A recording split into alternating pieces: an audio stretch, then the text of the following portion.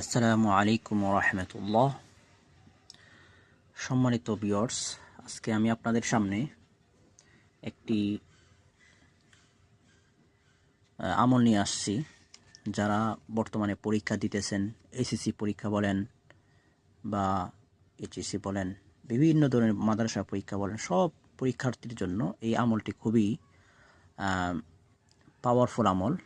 ইনশাল্লাহ সবাই আমলটি করবেন। প্রয়োজনে শেয়ার দিয়ে রেখে দেবেন আপনার কাছে, অপরকে দেখার সুযোগ করে দিবেন। এটা অনেক পরীক্ষিত আমল, খুবই মুজারব আমল। তো আমি পড়তেছি, দেখেন। পরীক্ষায় ভালো রেজাল্ট পাওয়ার আমল। প্রতিদিন এশার নামাজের পর ৩০০ বার পড়তে হবে।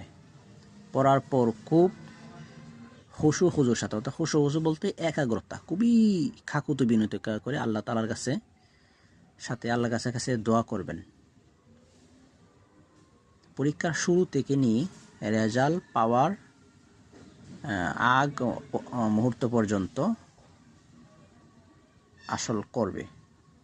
আগে পরে 11 বার দুরূদ শরীফ পড়তে হবে।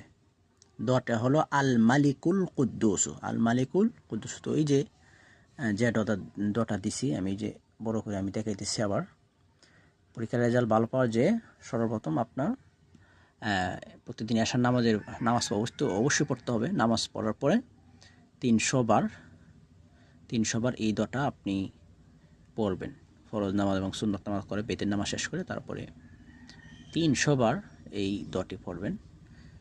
এরপরে খুবই একাগ্রতার সাথে এরপরে আল্লাহ তাআলার কাছে দোয়া, এবং আগে পরে দুরুদে ইব্রাহিম পড়বেন। ইব্রাহিম বলতে যে কোনো দুরুদ হতে পারে, যেমন আল্লাহুম্মা সাল্লি আলা মুহাম্মাদ ওয়া আলা আলি মুহাম্মাদ কামা সাল্লাইতা আলা ইব্রাহিম ওয়া আলা আলি ইব্রাহিম ইন্নাকা হামিদুম মাজিদ।